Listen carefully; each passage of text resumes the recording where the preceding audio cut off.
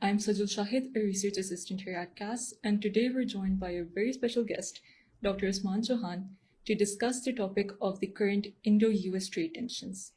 Dr. Usman is an international economist and academic who was one of the founding directors here at CASS. He currently serves as the advisor to President CASS on economic affairs and national development. Sir, we're very glad to have you here today.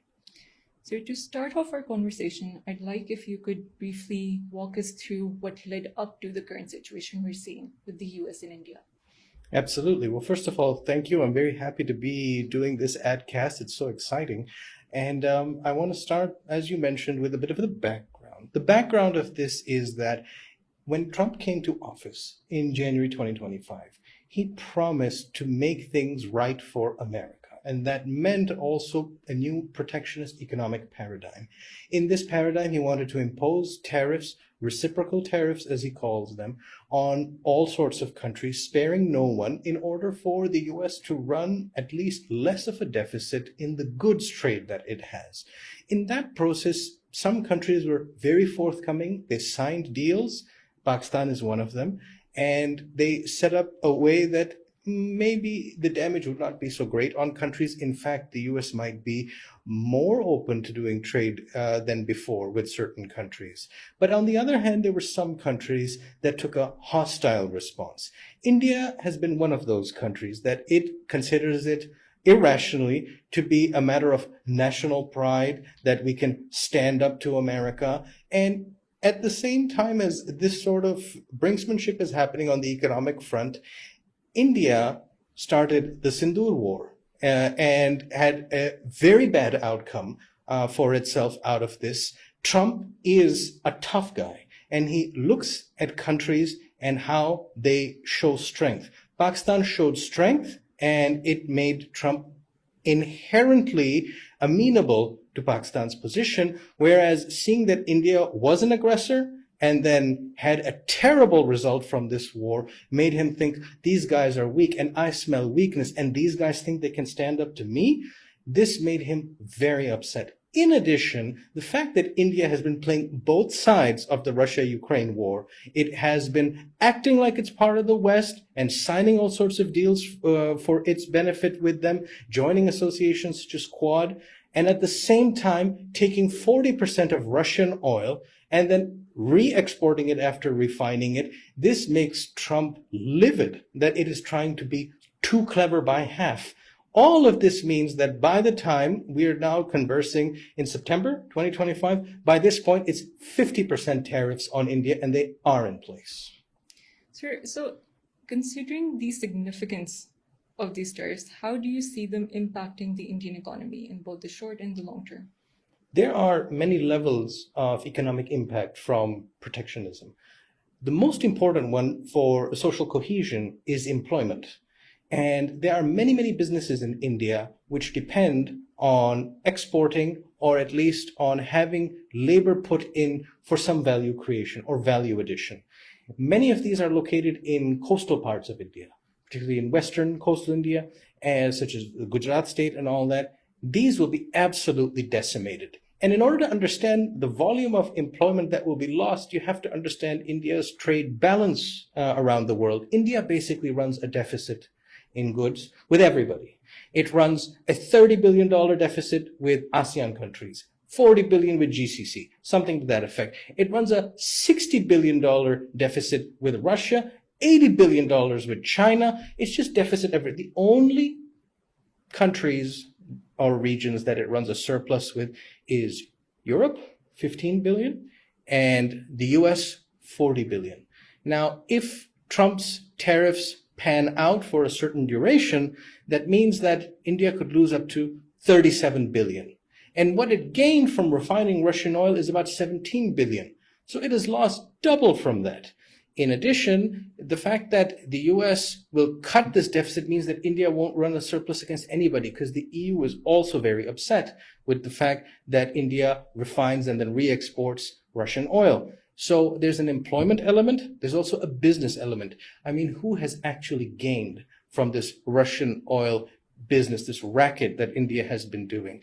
It's just a few companies largely based around reliance. So it's that same elite as before, but it jeopardizes the futures of the Indian middle class, which is shrinking anyways because of inflation, because of inequality. And this means that businesses won't be ready to invest from outside. It also means that their own businesses cannot plan for the future. And when the unemployment thing that I mentioned earlier impacts, it leads to social fractures. Employment is the most important thing to keep any society together. In terms of trauma, the most significant thing that can happen to a person is a man losing his job. It's worse than divorce. It's worse than losing a loved one. The legacy of losing your job lingers on for years. And at a mass scale, I mean, if it's a country of 1.6 billion and you have this much of a loss of employment, we are talking in the scope of tens of millions, possibly 100 million people. What are you going to do with 100 million people out of work? Because that is just how important the US is as a market for India. But India is not important to the US. So the number one trading partner in certain categories for India is the US. That's why they run a surplus. But India comes at best in 10th place. 10th place. There's like 9 other places it has to worry about before it worries about India. So that's the level of scale that we're talking about. Sir, you mentioned social fractures, and we've seen that the economy obviously has a very great impact on the state itself. But considering today's globalized world system, these impacts tend to have far-reaching consequences beyond the state in question. So just for our concluding remarks, I would like to ask, how do you see global trade dynamics being impacted by these tariffs? And how important is it for states to maintain relationships with global economic powers such as the US and China? If you're a smart country, you will maintain good ties with the US and China. At the present juncture, Pakistan is doing a very good job of keeping good ties with both. And it is also exploring new markets and is starting to reshore and rebalance its economy. That's probably where you want to be as the ground beneath people's feet changes. The ground beneath people's feet is changing because we are not in the globalization of the time that you were born in. We are in a deglobalization, we are in a regionalization and even nationalization, because many countries that were once ahead pushed for free trade vociferously. And now they find that if you have a level playing field, you're actually going to lose. They want to change the rules. That's what Western powers have always done. Whenever they see that somebody else is rising up, they change the goalpost. So they're changing the goalpost. But this is so risky a subject to change the goalposts on, because just moving manufacturing back to your country, and that to like sweatshop level manufacturing, is not a solution for the 21st century. So what I see is that nobody seems to have lucid, clear answers about how to run a 21st century economy anymore. The ones that are benefiting right now are parasitic in nature. There are some countries, for example, that are offshore tax havens or things like that. But in terms of having secure, publicly funded, robust systems that create public value, that also advance technology and lead to positive outcomes for everyone, there's very few countries that even come close to doing that at a scale large enough. So that's the worry right now. You're not in globalization. You're not in a time of prosperity that is widely shared. Instead, you're seeing perhaps what some people refer to as techno-feudalism.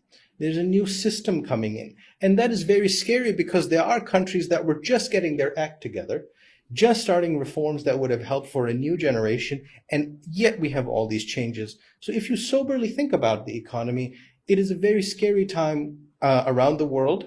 We have a shifting world order happening, and economics is a part of that, but it ain't going to be pretty. So let's see what happens over the next 5 to 10 years, but the shift to a new system is not going to be a stable or pleasant transition of equilibrium.